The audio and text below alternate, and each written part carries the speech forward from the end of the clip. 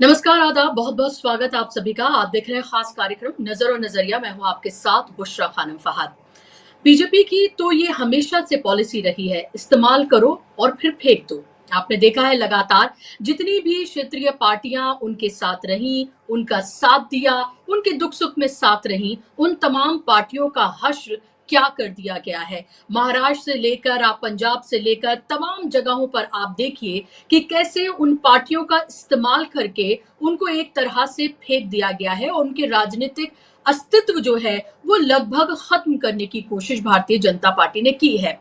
अब अगला नंबर लगने वाला है नीतीश कुमार का, इसमें कोई दो राय नहीं है और किसी को इसमें संदेह भी नहीं है। वक्फ अमेंडमेंट बिल पर नीतीश कुमार का समर्थन ले लिया गया है। नीतीश कुमार जो कि फिलहाल एक पपेट की तरह काम करते हुए नजर आ रहे हैं। उनकी पार्टी पूरी तरीके से भारतीय जनता पार्टी के किए गए, जिस तरह से जो भी भारतीय जनता पार्टी कह रही है उसी तरीके से उनके इशारों पर काम करती हुई नजर आ रही है। वक्फ अमेंडमेंट बिल को लेकर लोगों को बड़ा ताज्जुब था। उनको ये लगता था कि या तो वो वोट करेंगे ही नहीं नीतीश कुमार की पार्टी, या फिर उनको लगता था कि कम से कम वक्फ अमेंडमेंट बिल एक ऐसा बिल है जिस पर वो खुलकर भारतीय जनता पार्टी का साथ नहीं देंगे। लेकिन जब ललन सिंह संसद में बोले तो हमने देखा कि नीतीश कुमार से ज्यादा, शायद ही उन्होंने नीतीश कुमार का नाम लिया हो, वो सिर्फ नरेंद्र मोदी का बखान करते हुए नजर आए। और अब आप ये देखिए कि उसी पॉलिसी को आगे बढ़ाते हुए जो यूज एंड थ्रो की पॉलिसी है भारतीय जनता पार्टी की, उसी का इस्तेमाल करते हुए अब भारतीय जनता पार्टी का अगला जो दाव है या अगला शिकार जो है वो नीतीश कुमार है। नीतीश कुमार को लेकर भारतीय जनता पार्टी के बिहार के वरिष्ठ नेता और पूर्व केंद्रीय मंत्री अश्विनी चौबे ने एक बयान दिया है और साफ तौर पर उन्होंने ये बता दिया है कि कैसे भारतीय जनता पार्टी उनके रिटायरमेंट का एक तरह से प्लान तैयार कर रही है, कैसे उनकी विदाई करनी है और कैसे उनका इस इलेक्शन में जो कि अक्टूबर नवंबर में होने जा रहा है, इसमें उनका भरपूर इस्तेमाल करना है। उनको चेहरे के तौर पर, मुखौटे के तौर पर दिखाना है, उनका वोट हासिल करना है और फिर इस्तेमाल करके उनके पूरे रिटायरमेंट की पटकथा जो है वो लिखी जा रही है और साफ तौर पर ये दिख भी रहा है। आप ये देखिए कि अभी हाल की तस्वीरें हैं जब नीतीश कुमार आरती करते हुए नजर आ रहे हैं और आरती में आरजेडी ने ये ट्वीट किया है जिसमें आरती में दिया जो है वो जल भी नहीं रहा है और नीतीश कुमार सही से आरती भी नहीं कर पा रहे हैं। दो बीजेपी के नेता इधर हैं, दो बीजेपी के नेता उनके इधर हैं और दोनों एक तरह से, चारों नेता जो हैं वो एक तरह से उनको घेरे हुए हैं और ये बता रहे हैं कि आरती कैसे करनी है। इससे पहले राष्ट्रगान की बात करें या जिस भी तरीके से जहां जहां जिस फंक्शन में वो जा रहे हैं, जहां भी उनका पब्लिक अपीयरेंस हो रहा है, वो कैसे बीजेपी के नेताओं से घिरे हुए नजर आते हैं और उल जलूल हरकतें करते हुए नजर आते हैं। इसको लेकर तमाम तरह के सवाल खड़े किए जा रहे हैं कि क्या उनकी मानसिक स्थिति ठीक नहीं है या ये भी किसी षड्यंत्र का हिस्सा है उनको इस तरह से दिखाना। मैं आपको सुनवाना चाहूंगी अश्विनी चौबे ने क्या कुछ कहा है और इससे आप ये समझिए कि किस तरह की मानसिकता है भारतीय जनता पार्टी की। और इससे पहले भारतीय जनता पार्टी उनको भारत रत्न देने की बात कह चुकी है। उससे पहले ये कहा जा चुका है कि अटल बिहारी वाजपेयी का ये ख्वाब था कि अपने दम पर सरकार बनाएं। उससे पहले अमित शाह ने कहा था कि ये तो पार्टी के नेतृत्व जो है वो बाद में जो है वो विधायक दल में ये तय होगा कि कौन बनेगा मुख्यमंत्री। तो इस तरह की तमाम बातें जो है वो कही जाती रही है, लेकिन ये जो बात अब कही गई है उसको आप समझिए और सुनिए। हाँ, नीतीश कुमार जी एनडीए के पूरे देश के नरेंद्र मोदी के साथ कंधे कंधे मिला करके संयोजक की भूमिका में रहे और उनको उप प्रधानमंत्री का दर्जा प्रदान कर दिया जाए तो बिहार का भी धन होगा। दूसरा उप प्रधानमंत्री हमें जगजीवन राम के बाद मिलेगा। ये हमारी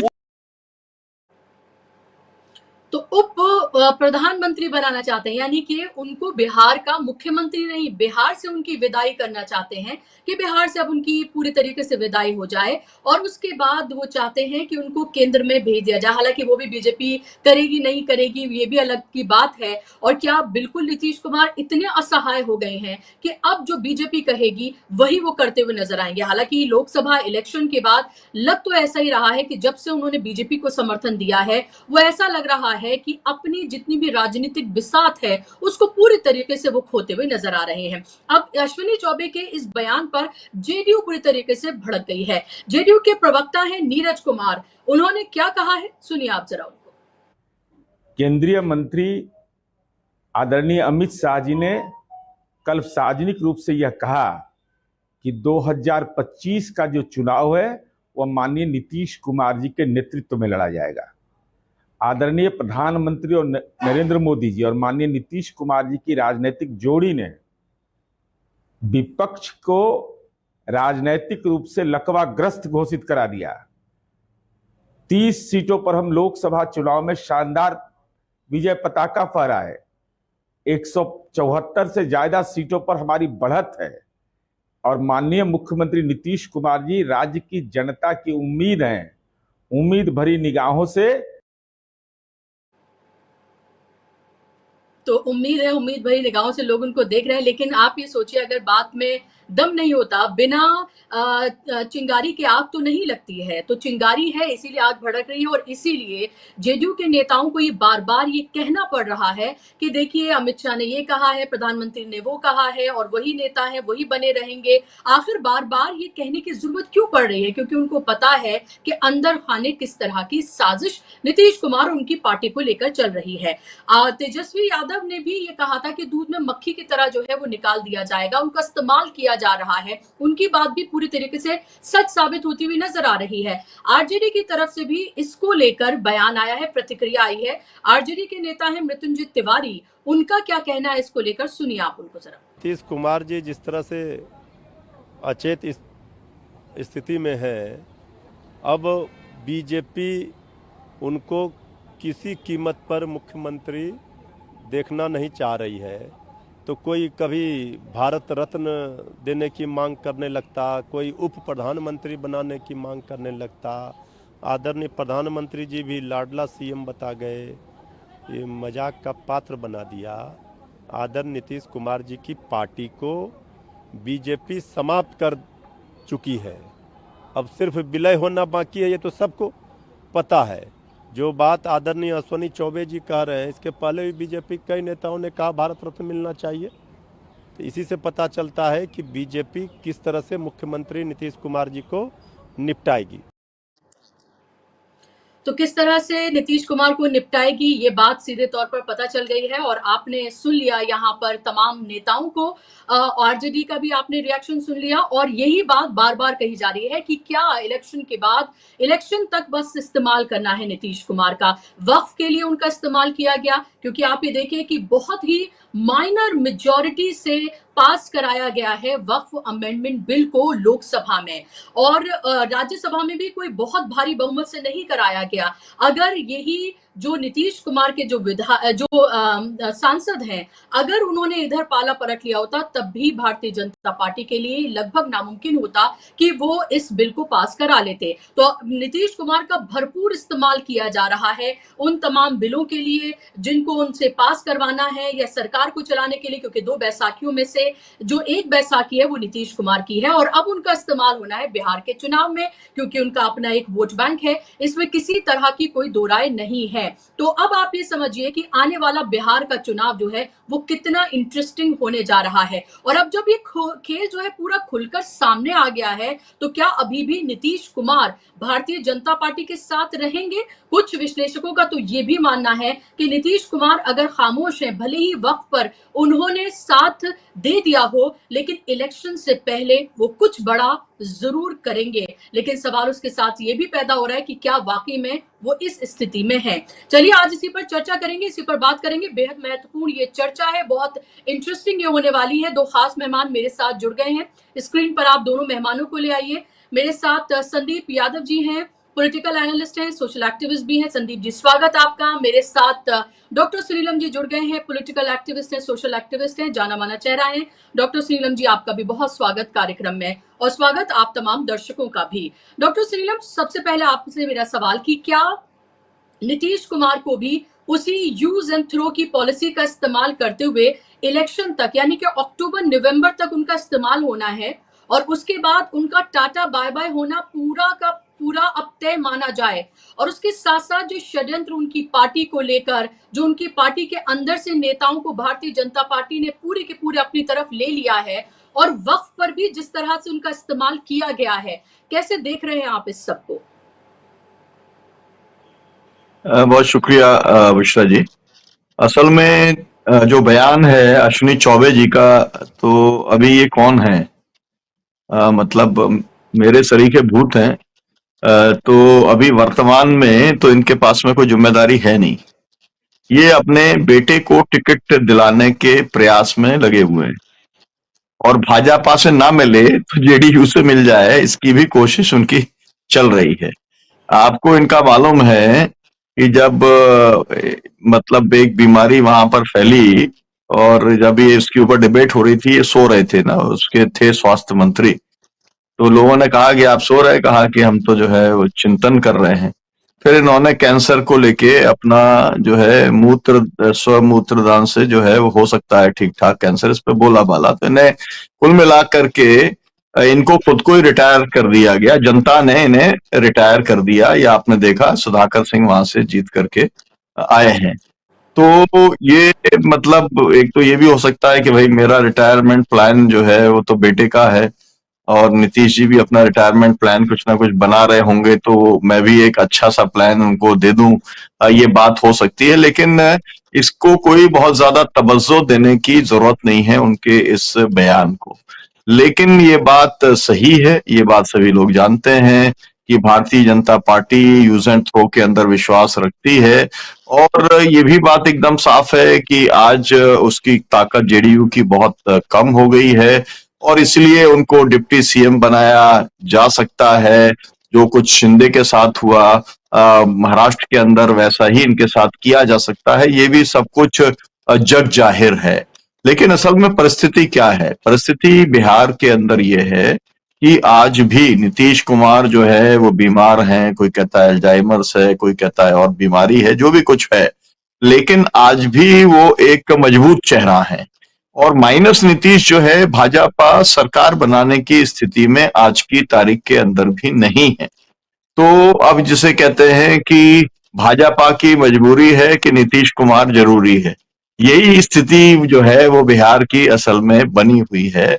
लेकिन पार्टी के भीतर साजिश तो मतलब जेडीयू के अंदर भी चल रही है। भारतीय जनता पार्टी तो इसके लिए जानी ही जाती है कि वो जिसको साथ रखती है उसी के पीठ में जो है वो छुरा भोंकने का काम जो है अपने जो भी उसके एलाइज रहे हैं उसके साथ में उसने रेगुलरली किया है। सभी एलाइज का नाम उसमें दोहराने की जरूरत नहीं है।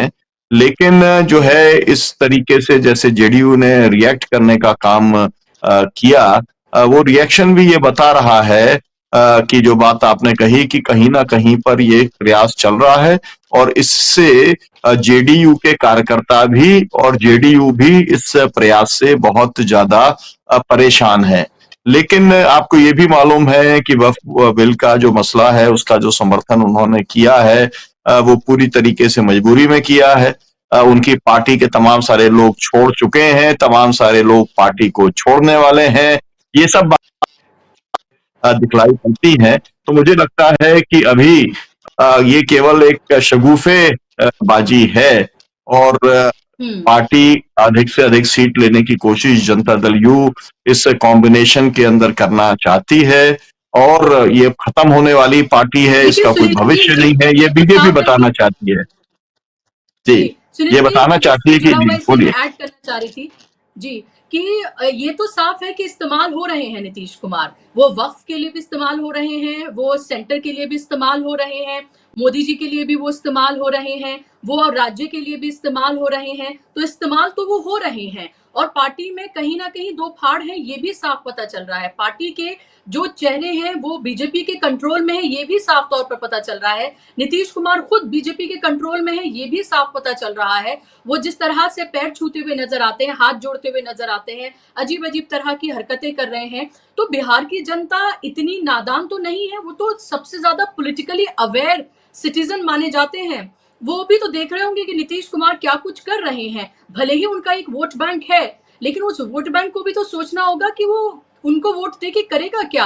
करना तो जो है वो बीजेपी करेगी।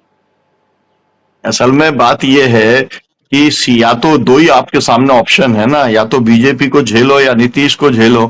तो जो है उन्हें लगता है कि जो है बीजेपी अगर आएगी तो जिस तरीके से वो काम करती है या पूरे देश भर के अंदर जो वो काम कर रही है, वो बिहार के लोगों के लिए ज्यादा दुखदाई होगा। तो अगर उनको जो है इधर उनको केवल बीजेपी और नीतीश में से चुनना होगा, तो जो इस तरीके के लोग हैं, मॉडरेट किस्म के लोग हैं, वो नीतीश को चुनना पसंद करेंगे। ये तो उन्हें अच्छे तरीके से मालूम ही है ना, जो लोग इस बात को समझ रहे हैं, उन्हें ये तो मालूम ही है, जो बात आपने कही कि फैसला तो नीतीश खुद ले ही नहीं रहे हैं। तो तमाम सारे फैसले तो भाजपा ले रही है और उस फैसले के ऊपर ये चलने का काम कर रहे हैं। लेकिन इसके बावजूद भी अपने आप को थोड़ा बहुत सेफ ये मानते हैं कि अभी तक का जो पूरा इतिहास रहा है वो इतने मतलब ब्लेटेंटली बहुत खुल करके उन्होंने मुसलमानों के खिलाफ में कुछ नहीं होने दिया है, ये बात अब तक की रही है। और फिर अब ये वक्फ वाला मामला जैसा दूसरी जगह पर अनफोल्ड हो रहा है कि तमाम सारी जगह पर एप्लीकेशंस देनी शुरू हो गई हैं, वक्फ की प्रॉपर्टी को विवादग्रस्त बनाना, फिर उसके माध्यम से पोलराइजेशन करना, उससे जो है गरीब मुसलमानों को जो छोटी मोटी दुकान उस प्रॉपर्टी में चलाते हैं या जो भी कुछ है उनको निशाना बनाना, ये सब कुछ चल रहा है।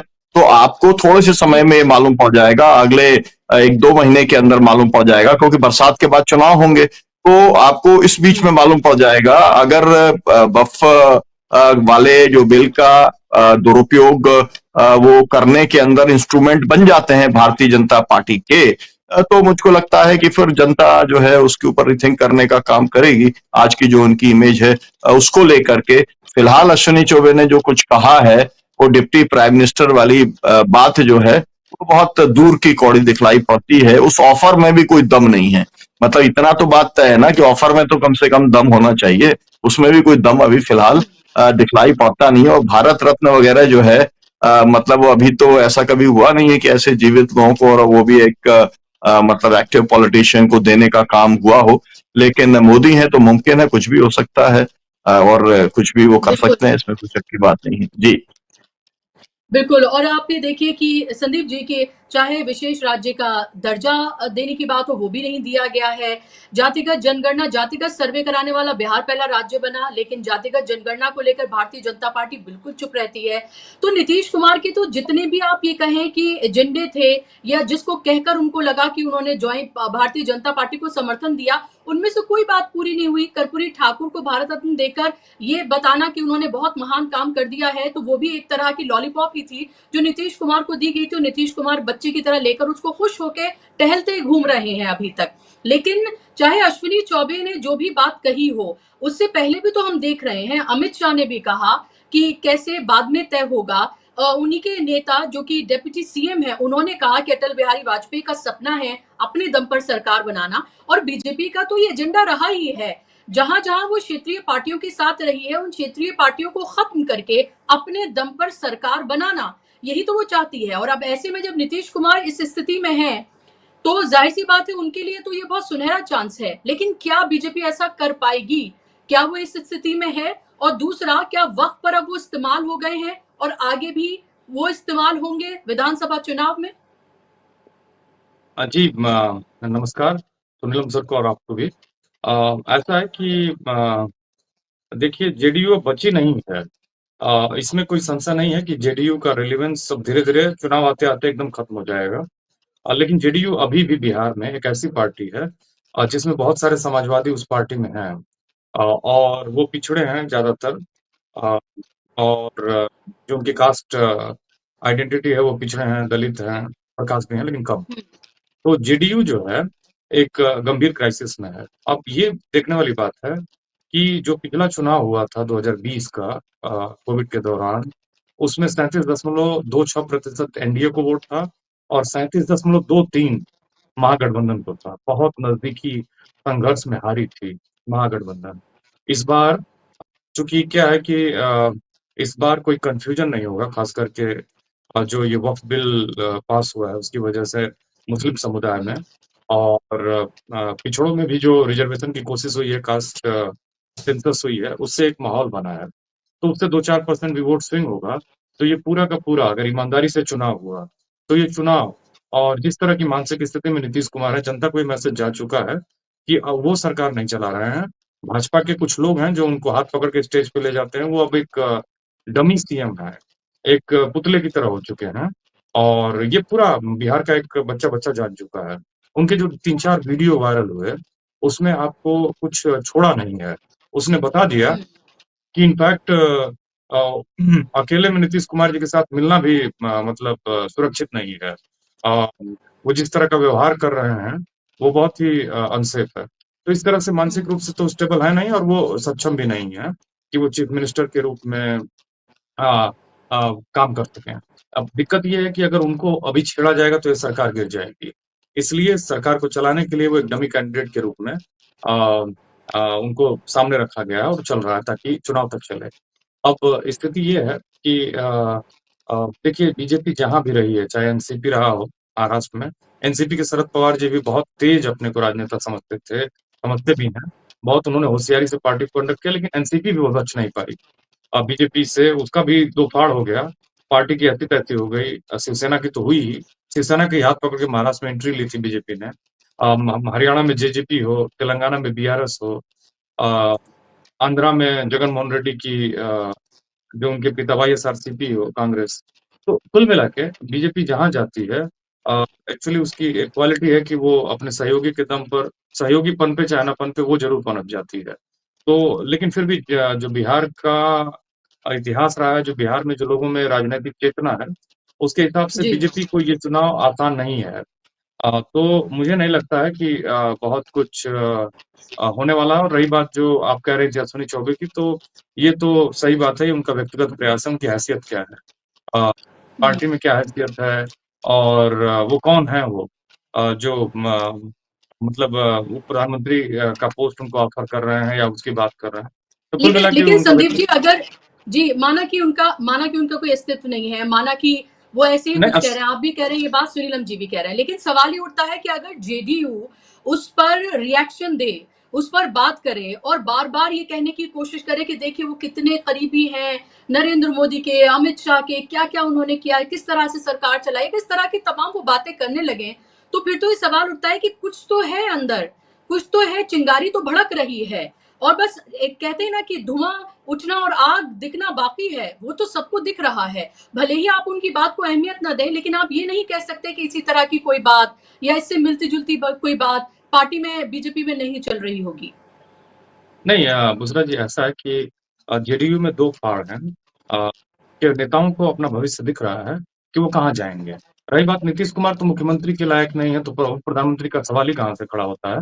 अब तो हुँ, वो सामान्य जीवन जीने की स्थिति में भी बहुत नहीं दिख रहा है मुझे लग रहा है। उनको एक अटेंडेंट की ज़रूरत है और इस स्थिति में तो पार्टी जेडीयू बची नहीं है।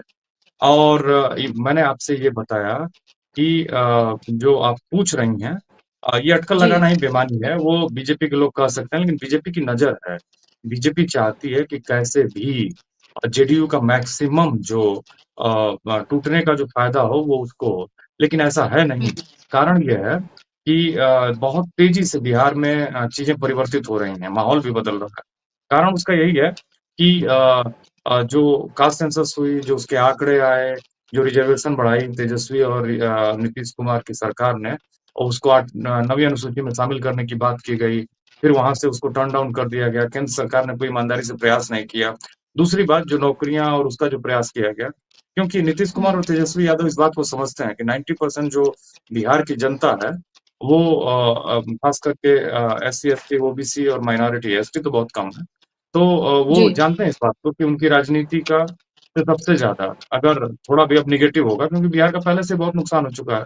अच्छा बीजेपी ने भी हुँ, अपनी कोई बहुत अच्छी इमेज नहीं बनाई। जब चुनाव आता है, तो ये बड़े-बड़े वादे लेके पहुँच जाते हैं, कहते हैं कि कितना चाहिए, जैसे जैसे लगता है कि वहाँ नीलामी हो रही है। और उसके बाद इन हुँ, लोगों ने अपनी क्रेडिबिलिटी खुद गिराई है। बीजेपी ने कोई ऐसा काम नहीं किया है। स्पेशल राज्य के दर्जे की माँग हो रही है। नीतीश कुमार माँगते हैं, बीजेपी पता नहीं क्या देती है, आज तक कुछ नहीं हुआ।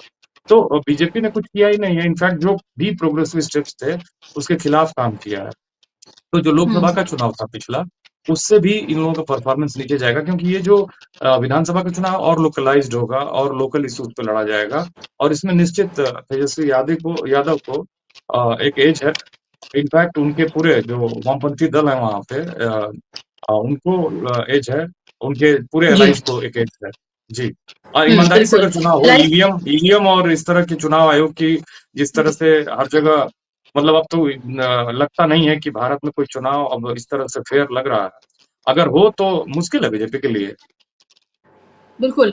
और पिछले विधानसभा चुनाव का सबको एग्जाम्पल देखना चाहिए। जो बात आपने शुरू में कही थी, जब आपने शुरू किया था कि परसेंटेज में कितना कम फर्क है। सिंगल लार्जेस्ट पार्टी आरजेडी थी, लेकिन अगर वो सामदाम दंडभेद की सियासत जो बीजेपी करती है, अगर वो नहीं होता, फ्री एंड फेयर सब कुछ होता, तो आज बीजेपी जेडीयू की सरकार नहीं बल्कि आरजेडी महागठबंधन की, यानी कि कांग्रेस लेफ्ट पार्टियों और आरजेडी की सरकार होती। और इसमें भी कोई दो राय नहीं है कि तेजस्वी यादव को एक उम्मीद के तौर पर लोग और बिहार की जनता आप देख रही है, उनको युवा चेहरा चाहिए, एक ऐसा चेहरा जो काम करके दिखाए, जिसको लेकर कोई ऐसा चेहरा नहीं जिसको लेकर हर वक्त जो एक मजाक का पात्र बना हो, जिसको लेकर लोग ये सोचे कि पता नहीं अब क्या हरकत करने वाले हैं, अब पता नहीं किस तरह से, जो एक पपेट की तरह हो। नीतीश कुमार ने जो कुछ बनाया था, जो एक राजनीतिक उनकी पूरी विरासत थी, वो कहीं ना कहीं उन्होंने उसको खोया है, उसको कहीं ना कहीं उन्होंने एक तरह से मिसमार करने की किया है। इसमें कोई दो राय नहीं है। पलटू राम उनके नाम के साथ लग गया है।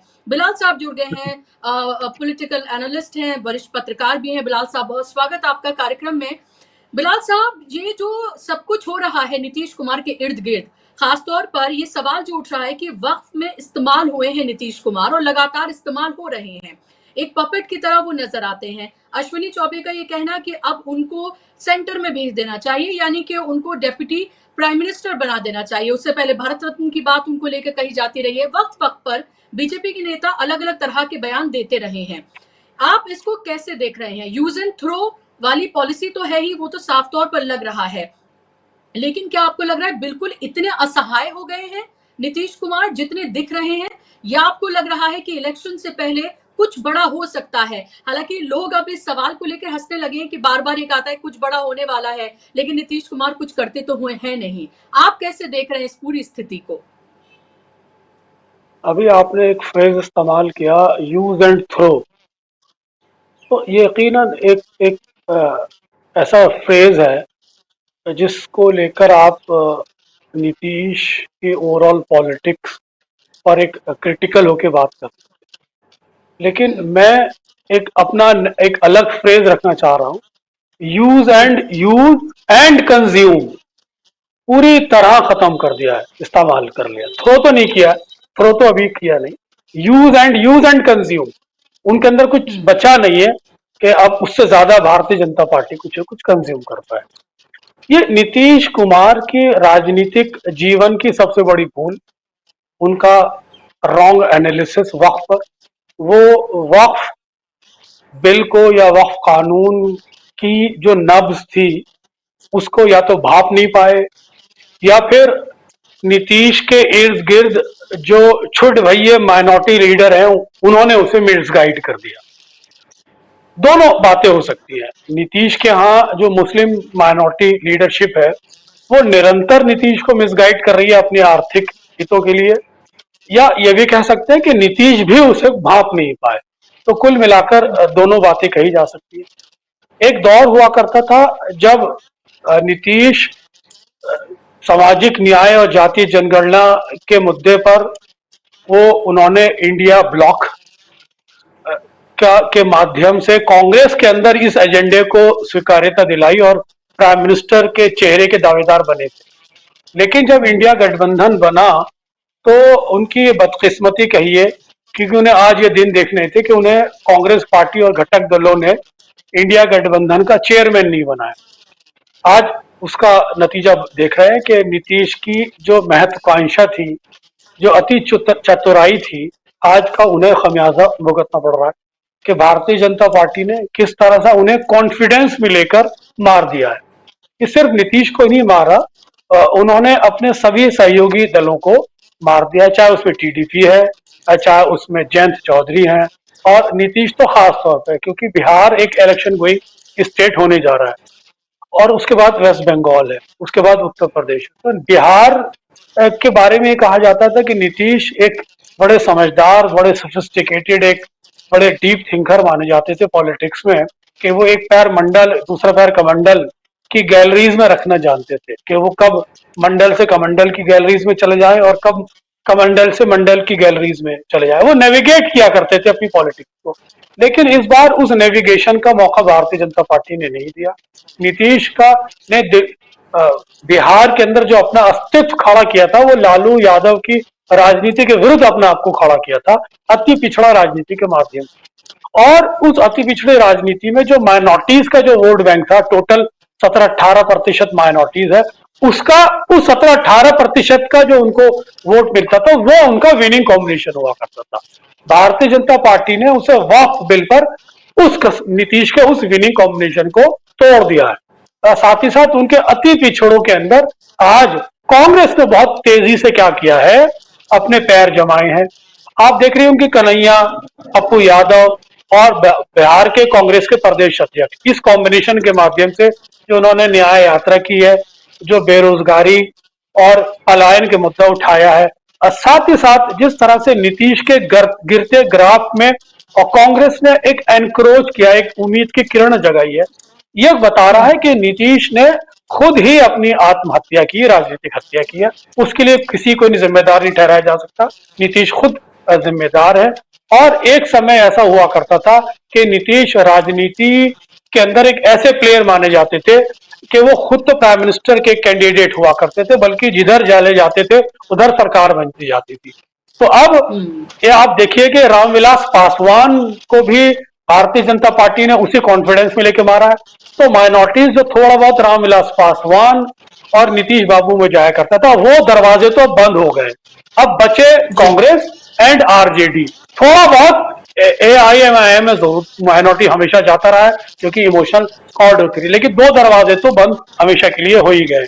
क्योंकि ये वक्फ बिल पर जो नीतीश की अंडरस्टैंडिंग या उनके नेताओं ने जिस तरह से उन्हें मिसगाइड किया है, जिस खास तौर से मैं खालिद अनवर का नाम लेना चाहूंगा, जो एक तरह से धार्मिक राजनीति करते थे, या कहिए कि इमारत शरिया के माध्यम से, वो मौलवियों के माध्यम से पॉलिटिक्स करते थे, उनका अपना कोई बेस नहीं था, वो आज भी नीतीश को मिसगाइड कर रहे हैं। तो खालिद अनवर जैसे लोगों का समाज को बायकॉट करना चाहिए, और खालिद अनवर जैसे लोगों में अगर थोड़ी बहुत भी शर्म है तो उन्हें इस्तीफा देके अपने समाज के साथ खड़े होना चाहिए। यही वो लोग हैं ब्लैक शीप जो अपनी कम्युनिटी को भी मरवाते हैं और दूसरे लोगों को भी धोखा देते हैं।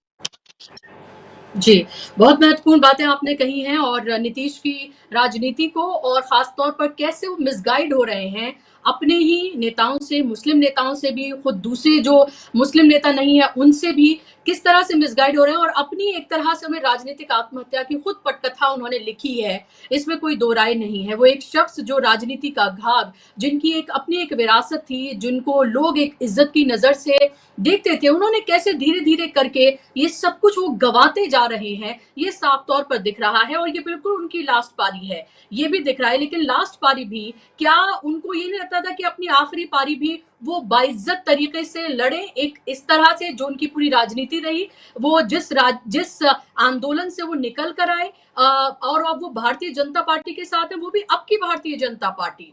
सुनीलम जी, सवाल तो ये उठता है कि पार्टी भी कौन सी, अब की भारतीय जनता पार्टी। क्या नीतीश कुमार कंफर्टेबल होंगे जब ये पूरा इलेक्शन कैंपेन जो है वो अपने शबाब पर होगा और हर तरह के सांप्रदायिक बयान जो हैं वो बीजेपी की तरफ से दिए जाएंगे? क्योंकि ये भी कहा जा रहा है कि बिहार का इस बार का चुनाव अब तक का सबसे ज्यादा सांप्रदायिक ध्रुवीकरण वाला चुनाव होने जा रहा है, और वक्फ इसका सेंटर होगा। तो क्या नीतीश कुमार इस सब से कंफर्टेबल होंगे, या आपको लगता है इलेक्शन से जस्ट पहले कुछ गुंजाइश है, कुछ आपको लगता है, या फिर जो उनकी हेल्थ की स्थिति है या जिस मुहाने पर वो आके खड़े हो गए हैं, अब कोई उम्मीद उनसे नहीं? देखिए, उम्मीद पर तो आसमान टिका है, तो उम्मीद तो बराबर बनी रहेगी। और उम्मीद का मसला ऐसा है कि जो आपको अभी डॉक्टर संदीप यादव जी ने बताया था कि डिफरेंस इतना कम है ना, 0.5% का भी डिफरेंस नहीं, बहुत कम है। तो उस डिफरेंस के अंदर भी जिसे कहते हैं कि मरा हाथी भी जो है बकरी, घोड़े और गधे से बड़ा रहता है, तो इसलिए उनकी वो हैसियत तो रहने ही वाली है। मतलब जो है, नंबर एक ये कि मैं जेडीयू को as a political force eliminate नहीं करता हूं, क्योंकि मैं जो है जिले जिलों के अंदर जानता हूं कि उनके पास में जो लोग हैं ये कितना भी अवसरवादी हो जाए या कुछ भी हो जाए, वो बहुत सारे प्रामाणिक लोग भी उनके साथ में हैं। तो जेडीयू एक बहुत बड़ी फोर्स नहीं, लेकिन इतनी फोर्स तो वो बनी रहेगी कि इधर बीजेपी को जिता दे या उधर तेजस्वी यादव को जिता दे। इतनी ताकत तो उसके अंदर जो है, रादर मतलब अगर नीतीश कुमार को हम राइट ऑफ भी कर दें, मतलब एज ए इंडिविजुअल, तो भी जनता दल यू जो है वो इधर या उधर दोनों तरफ जो है वो किंग मेकर की स्थिति के अंदर वो रहने वाली पार्टी है। भले ही उसके अंदर कितनी तोड़फोड़ कर दी हो या जो है नीतीश कुमार जी वहां पर कर रहे हो। ये पहली बात है। दूसरी बात ये है कि देखिए, इन्होंने जो विश्वासघात किया है बीजेपी के लोगों ने बिहार के टर्म्स में, इनका विश्वासघात सबसे बड़ा किसके साथ है? वो है जेपी मूवमेंट के साथ। क्योंकि असल में जेपी ने जो पूरा जो लड़ाई लड़ी थी वो तो लोकतंत्र की बहाली की लड़ाई लड़ने का काम किया था, और उसके अंदर जब ये लोगों ने घुसने का प्रयास किया था तब इनके सामने बिल्कुल तौर पे उन्होंने शर्त लगाने का काम किया था कि आप इसको जो है पॉलिटिसाइज हमारे मूवमेंट को करने का काम आप नहीं करोगे, और इसके अंदर किसी भी तरीके का जो धार्मिक आधार पर भेदभाव है वो सब नहीं रहेगा। बहुत सारा है, उसका लिखा हुआ भी है, बोला हुआ भी है, सब कुछ जो है ऑन रिकॉर्ड है। तो इन्होंने जेपी जैसे आदमी के साथ में जब धोखाधड़ी करने का काम भारतीय जनता पार्टी के लोगों ने कर दिया, तो जेपी की तुलना में तो नीतीश कुमार तो एक छोटे मोटे व्यक्ति है, मतलब उनके व्यक्तित्व के आगे और उनका जो फ्रीडम मूवमेंट का जो पूरा इतिहास है। तो इसलिए ये भाजपा, लेकिन भाजपा असल में विकल्प नहीं है। मुख्य बात यह है बिहार के चुनाव को लेकर के कि अगर विकल्प है कोई नीतीश का, तो फिर वो तेजस्वी यादव विकल्प बनने वाले हैं। भाजपा के पास में कोई चेहरा नहीं है, विकल्प वाला कोई भी चेहरा नहीं है, और विकल्प वाली पॉलिटिक्स भी उनके पास में नहीं है। आखिरकार इतने लंबे समय से लोग अगर नीतीश को बना करके रखे हुए हैं, बिहार के लोग अगर रखे हैं, या कभी अगर अवसर दिया तो फिर उन्होंने तेजस्वी को अवसर दिया, मतलब सबसे बड़ी पार्टी बनाया। तो इसका मतलब यह है कि वो बीजेपी की पॉलिटिक्स को एक तरीके से रिजेक्ट करते रहे हैं। तो अगर बीजेपी की पॉलिटिक्स को रिजेक्ट करना है और उपलब्ध नहीं है नीतीश कुमार, तो फिर तो जो है एक तेजस्वी यादव ही चेहरा रह जाते हैं। अब मेरा कहना है कि देखिए, मतलब कांग्रेस का अभी अधिवेशन हुआ अहमदाबाद में। मेरे हिसाब से ये अधिवेशन उनको पटना में करना चाहिए था। पटना के अंदर अभी कितना दूर है, मतलब गुजरात जो है, और गुजरात में आप कितनी छोटी सी पार्टी रह गए हैं, है ना। मतलब और आपका फ्रीडम मूवमेंट का अगर जो मेन लिगेसी कांग्रेस अपनी जो क्लेम करती है और जो है भी, वो तो फ्रीडम मूवमेंट की लिगेसी है। अगर वो आप ये सोचिए कि पटना में अधिवेशन होता, 2-3 हजार डेलीगेट्स वहां पर गए, वहां पर उन्होंने पूरी ताकत लगाई, और अगर उनकी नीयत खराब नहीं है कांग्रेस पार्टी की, और वो तेजस्वी के साथ में ही और लेफ्ट के साथ में ही चुनाव लड़ना चाहते हैं, तो स्वाभाविक तौर पर मुझे लगता है कि इतने बड़े इवेंट से 1% का अंतर तो ला सकती है ना कांग्रेस पार्टी, ला सकती थी अगर अहमदाबाद की जगह पर वो पटना के अंदर इस अधिवेशन को करते। गए थे, यात्रा तो कर रहे हैं, वो यात्रा कर रहे हैं। राहुल गांधी भी गए थे, एक दिन पहले ही गए थे वहां पर, और पलायन और नौकरी को लेकर यात्रा तो कर रहे हैं। तो क्या इसका फायदा नहीं होगा तेजस्वी को और कांग्रेस को? नहीं, वो सब तो ठीक है, लेकिन मैं आपसे कह रहा हूँ ना, एआईसीसी जो है वो एक बड़ा है ना, मतलब जब 2 दिन का रहता है, एक दिन पहले से 2-3 दिन पहले से लोग आ जाते हैं, 2-3 दिन बाद तक छपता, 1 हफ्ते तक कांग्रेस पार्टी लगातार वहां पर छपती रहती, और जो प्रस्ताव पारित किए हैं उन लोगों ने, उन सबके ऊपर पूरे बिहार के अंदर चर्चा होती, और वहां पर कम से कम ये डबल माइंड में नहीं रहना चाहिए ना। कांग्रेस को ये डिक्लेयर कर देना चाहिए था, जैसे आज जो भी है भारतीय जनता पार्टी जो है कितना ही बड़ा साजिश कर रही हो नीतीश कुमार के खिलाफ में, उन्हें भारत रत्न दे रही हो या डिप्टी प्राइम मिनिस्टर बनवा रही हो, लेकिन बोल तो रही है ना कि हमारा सीएम का फेस जो है वो नीतीश कुमार है, या बोलने को मजबूर है।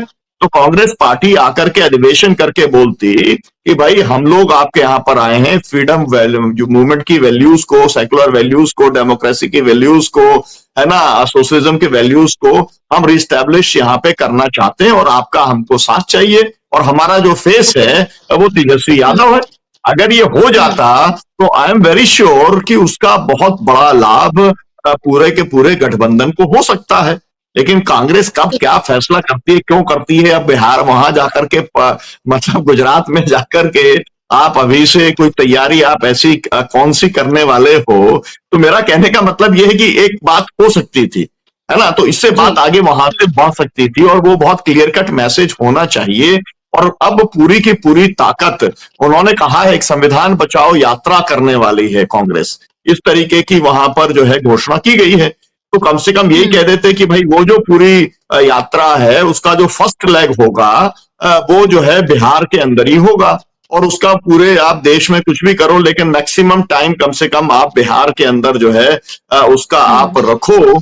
तो अभी से जो पोलराइजेशन हो रहा है, मतलब पॉलिटिकल पोलराइजेशन तो वहां पहले ही है। एक धुरी जो बनी हुई है वो मतलब तेजस्वी के आसपास बनी हुई है, और एक धुरी जो है वो नीतीश के आसपास बनी हुई है। तो आपको अगर सीरियस पॉलिटिक्स करनी है और बिहार को अगर चुनाव जीतना है, जो कि होना ही चाहिए, पूरी इंडिया गठबंधन की ही होनी चाहिए, तो मुझको लगता है कि ये काम अगर होता तो उसका बहुत अच्छा मैसेज भी जाता और उसका बहुत अच्छा असर भी पड़ता। और ये भी बात सही है, देखिए एक आप ये भी सोचिए, आप जो है बुशरा जी, कि नीतीश के जो लोग हैं, मान लीजिए एक बीमार हो गए, डिफंक्ट हो गए, जॉर्ज फर्नांडिस जो है मतलब तो रहे 10 साल तक रहे, हम लोगों के बहुत प्रिय नेता वो रहे, लेकिन पलंग के ऊपर पड़े रहे बीमार स्थिति में। अगर जो है खुदा ना खास्ता ऐसा नीतीश के साथ होता तो उनके लोग कहां जाएंगे। तो कोशिश तो ये करनी चाहिए ना, कोशिश तो ये करनी चाहिए, तेजस्वी यादव को ये कोशिश करनी चाहिए, या इवन कांग्रेस को भी ये कोशिश करनी चाहिए कि भाई जो भी आज जेडीयू के लोग हैं, है ना, इतने लंबे समय तक उन्होंने एक तरीके से जो वहां पर हित हैं, अति पिछड़ों के हित हैं, जो वहां पर अति दलितों के जो हित हैं, उनको सेफगार्ड करके इन्होंने रखा है। तो इनकी जो पूरी जो टीम है वो हमारे साथ आ जाए, वो बीजेपी में ना जाए केवल लालच की वजह से, सत्ता की वजह से, कुर्सी की वजह से, ये तो प्रयास होना चाहिए। और वो प्रयास के लिए आपको जो है मुझे लग रहा है, मतलब मेरे को ये जानकारी भी है कि जो है इसके अंदर आरजेडी इस प्रयास के अंदर अपने तरफ से लगी है, कार्यकर्ता के स्तर के ऊपर, कि भाई कभी ऐसी इवेंचुअलिटी बनती है तो उसके जो लोग हैं वो आए, क्योंकि पुराना एक ही परिवार है, जनता दल का परिवार माना जाए, जनता पार्टी का परिवार माना जाए, या पुराना सोशलिस्टों का परिवार माना जाए, तो उस दिशा में काम करने की मुझे लगता है जरूरत है। भाजपा साजिश से बाज नहीं आएगी, वो साजिश बराबर करते रहेंगे, लेकिन बिहार की जनता जो है उस साजिश को रिजेक्ट करना भी जानती है। मुझे लगता है कि वो रिजेक्ट करेगी। बिल्कुल रिजेक्ट करेगी, नहीं करेगी, ये आने वाला वक्त जरूर बताने वाला है। बहुत कम दिन बचे हैं, कुछ महीने ही हैं, और उसके बाद बिहार की तस्वीर पूरी तरीके से साफ हो जाएगी। लेकिन बिहार चेंज की तरफ आगे बढ़ रहा है, ये साफ तौर पर दिख रहा है। अगर ऐसा नहीं होता तो राहुल की यात्रा में, जहां कांग्रेस बिहार में उतनी मजबूत नहीं है, इतनी बड़ी तादाद में जनसैलाब उनके साथ नहीं जुड़ता। जो हमने तस्वीरें देखी, ऐसा लगा जैसे भारत जोड़ो यात्रा की तस्वीरें, जब बड़े पैमाने पर लोग उनके साथ जुड़ते थे। बहुत संक्षेप में संदीप जी आपसे और फिर बिलाल साहब आपसे, वक्त की कमी है। संदीप जी, क्या आपको लग रहा है अगर जेडीयू में, जिसकी बार बार बात होती है कि दो फाड़ हो जाएंगे पार्टी के, अगर इसके दो फाड़ होते हैं, जिसकी तरफ अभी डॉक्टर सुनीलम भी इशारा कर रहे थे, उसमें आपको क्या उम्मीद लगती है? क्या आपको लगता है उस ये दो फाड़ जो होंगे उसका एक हिस्सा बीजेपी की तरफ, जो बहुत कुछ बीजेपी ने काम करके अपनी तरफ नेताओं को जोड़ लिया, उनके साथ कार्यकर्ता भी होंगे, और एक फाड़ आपको लगता है कि आरजेडी और कांग्रेस की तरफ चला जाएगा? इस तरह से क्या आप आगे बढ़ते हुए देखते हैं जेडीयू की को? क्योंकि हालांकि ये बहुत अच्छी बात नहीं है, क्षेत्रीय पार्टियां जो हैं, जो मजबूत रही, उनको मजबूत रहना चाहिए, ऐसा मैं मानती हूं, लेकिन जो स्थितियां नजर आ रही है उससे भी आंख नहीं मूंद सकते आप। जी नहीं, जेडीयू के जो लोग हैं ज्यादातर वो इन्हीं तीनों पार्टियों में उनका भविष्य है। वो बेसिकली जाएंगे आपके आरजेडी में, कांग्रेस में। बहुत कम लोग हैं जो बीजेपी में जाएंगे, लेकिन कुछ लोग हैं वो जाएंगे। अब तीसरी जो महत्वपूर्ण बात कह रहे थे, कि मैंने एक महत्वपूर्ण बात मैं ये बता दूं कि एकदम सही बात, पिछले डिबेट्स में जब दिल्ली चुनाव हो रहे थे तो यही बातें कही थी सुनीलम जी ने। चुनाव के दौरान ही कही थी कि कांग्रेस और आम आदमी पार्टी ने अपने जो माने जो रिलेशन है उस पर काम नहीं किया तो बहुत नुकसान हो जाएगा लोकतंत्र का। हुआ भी, बिहार में भी होगा। अगर ये लोग मूर्खतापूर्ण गलती इसी तरह की दोहराते हैं तो फिर इनकी राजनीति का भी क्या मतलब है, कि अगर आप अपनी पॉलिटिकल पार्टीज के इंटरेस्ट के लिए काम कर रहे हो तो फिर जनता और देश का क्या मतलब है आपके लिए? आप अपने लोगों के लिए जुड़ नहीं पा रहे हो, अपने छोटे छोटे इंटरेस्ट को छोड़ नहीं पा रहे हो, तो फिर ये तो बड़ा मुश्किल है। आप अपने डिफरेंसेस से अब लोगों को ना बचा पाओ, डिफरेंसेस के लिए लोगों के इंटरेस्ट की बलि ले लो। अब वक्त से ज्यादा बड़ा हमला क्या हो सकता है जो माइनॉरिटीज हैं। अब बिहार में जो माइनॉरिटीज हैं वो 17.70% है, करीब करीब 2.31 करोड़ आबादी मुस्लिम है। इस बार वो पूरा कंसोलिडेटेड होके कांग्रेस और आरजेडी को वोट करेगी। लेकिन ये पार्टियां अगर अपने लोगों के हित के लिए नहीं, इस बार मैं आपको बता रहा हूँ जेडीयू जितनी कमजोर हो रही है उतना तेजी से आरजेडी और मैंने कांग्रेस के तरफ लोग जा रहे हैं। तो सही बात है, इस बात से कोई नकार नहीं सकता कि जो राहुल गांधी का नैरेटिव है उससे लोग कनेक्ट हो रहे हैं। ये अलग बात है कि जी वो कनेक्शन या वो कनेक्ट कितना वोट में कन्वर्ट होगा, ये अलग बात है। लेकिन ये याद रखिए कि बहुत नजदीक हैं ये लोग चुनाव में। अगर इस तरह की कोई गलती करते हैं तो फिर जनता का ट्रस्ट इन पे कमजोर होगा। और हो सकता है कि जो मोदी कह रहे हैं कि लोकसभा चुनाव में 47 तक रहूंगा, तो इसी तरह की चीजों की वजह से वो 47 तक हैं या होने की सोच रहे हैं या तीसरे टर्म उन्होंने पा लिया है। तो मुझे लगता है कि ये सब चीजें इन पार्टियों को बहुत सतर्क होकर करना चाहिए। इनकी जो एकता है, इस पे जो आधे अधूरे ये लोग काम कर रहे थे, अभी तो उसको भी बंद कर दिया है 24 के बाद। और अब देखिए कि कितने एक दूसरे के प्रति क्रिटिकल हो चुके हैं। छुप छुप के ही या जी दबी जबान में ही सही, लोग एक दूसरे पर खूब माने आरोप प्रत्यारोप कर रहे हैं। तो ये बहुत खराब है, ये बहुत ही खराब है। आप यात्राएं कर लीजिए अलग अलग दिशाओं में, लेकिन उनका ज्यादा फायदा नहीं होगा। आपको मिलजुल के यात्रा करनी। बिल्कुल, लेकिन हमें ये भी देखना चाहिए तेजस्वी यादव ने भी अकेले यात्रा की थी, वो हमने देखा था और नौकरी को लेकर उनका भी कहीं न कहीं सेंटर जो है वो नौकरी था और बार-बार जो वो अपनी उपलब्धियों की बात करते हैं, उनमें सबसे ज़्यादा बात वो नौकरियों की करते हैं क्योंकि बिहार एक ऐसा राज्य है जहाँ सबसे ज़्यादा पलायन देखने के लिए मिलता है। नौकरी वहाँ का सबसे बड़ा मुद्दा है, वहाँ के युवा नौकरी के लिए, अच्छी पढ़ाई के लिए वहाँ से पलायन करते हैं, वो सबने देखा है और वहाँ क्षमता की कोई कमी नहीं है। आप तमाम बड़े पोस्ट पर, तमाम जगहों पर आप देखें कि आपको बिहार के लोग नजर आएंगे। आखिर में बिलाल साहब संक्षेप में आपसे, क्या इस बार बिहार के मुसलमानों ने ये सोच लिया है कि सबक सिखाया जाएगा नीतीश कुमार को और जो सबक सिखाया जाएगा और जो 18% के आसपास जो मुसलमान हैं, बड़ी आबादी मुसलमानों की है, अवेयर मुसलमान हैं, वहां पर बाकायदा तौर पर प्रोटेस्ट वगैरह भी देखने के लिए मिले और हालांकि हम अलग अलग राज्यों में देख रहे हैं कि कैसे प्रोटेस्ट को लेकर भी सरकारों की तरफ से जो कुछ कहा जा रहा है, लेकिन क्या आपको लग रहा है इसका सीधा फायदा आरजेडी और कांग्रेस और लेफ्ट पार्टियों को सीधे तौर पर देखने के लिए मिल रहा है? अगर एआईएमएम की एंट्री उस तरह से होती है तो वो कितना नुकसान पहुंचा सकती है, क्योंकि वक्फ अमेंडमेंट बिल पर अगर सबसे मुखर आवाजों में चंद में चुना जाए तो असदुद्दीन ओवैसी हैं, इमोशनल कनेक्ट लोग उनसे होते हैं क्योंकि बोलते तो वो लाजवाब है पार्लियामेंट के अंदर। आवाज खोलें बिलाल साहब की। आपका क्वेश्चन वो एक लार्जर डायमेंशन में है, लेकिन अभी मैं आपका स्क्रीन पर एक अश्वनी चौबे का बयान पढ़ रहा था कि उप प्राइम मिनिस्टर के, डिप्टी प्राइम मिनिस्टर के लिए वो सजेस्ट कर रहे हैं नीतीश को। तो ये तो बयान बता रहा है कि बिहार के अंदर चीफ मिनिस्टर को लेकर भारतीय जनता पार्टी में उनके चेहरे पर अभी भी द्वंद्व बना हुआ है, यानी कि एक सहमति नहीं बन पा रही, अगर ये वॉइस आ रही है। दूसरी बात, अब मैं यहाँ पर आ रहा हूँ, देखिए माइनॉरिटीज का जहां तक सवाल है, माइनॉरिटीज ने डिसाइड कर लिया। मैं ये नहीं कहूंगा, माइनॉरिटीज को डिसाइड कर लेना चाहिए, अदरवाइज फिर वो माइनॉरिटी नहीं है, फिर वो माइनॉरिटीज पे लानत है। मैं ये कहूंगा, बहुत ही सख्त लहजे का इस्तेमाल कर रहा हूं। अगर अब भी माइनॉरिटी डिसाइड नहीं करती कि उसे कहां जाना, किस दिशा में जाना, तो फिर वो माइनॉरिटीज पे मैं उसे लानत मानता हूं। और जहां तक देखिए परिस्थितियां बदल रही हैं, तो कन्हैया कुमार के माध्यम से कांग्रेस पार्टी ने एक तरह से जो पीके है ना, वहां जो एक उन्होंने यात्रा की थी, तो कन्हैया कुमार को बढ़ाकर और कन्हैया कुमार के माध्यम से कांग्रेस ने कन्हैया कुमार को पीके के एक समानांतर या उनके स्पेस को युवाओं में कैच करने की एक पॉलिसी से आगे बढ़ी है। दूसरी बात मैं ये कहना चाहूंगा कि सामाजिक न्याय की जहां तक नैरेटिव है कांग्रेस पार्टी का, वो सामाजिक न्याय का नैरेटिव अगर उसे धरातल पे उतारना है तो उसे उत्तर प्रदेश के अखिलेश यादव के पीडीए से इंस्पायर्ड होना पड़ेगा। नैरेटिव सामाजिक न्याय का जरूर है, लेकिन अगर आपका समीकरण पीडीए नहीं है तो फिर वो नैरेटिव भी काम नहीं करेगा। ये ना हो कि मध्य प्रदेश, राजस्थान, छत्तीसगढ़ में नैरेटिव सामाजिक न्याय का है, मध्य प्रदेश में टिकट ठाकुरों को दिए जा रहे हैं।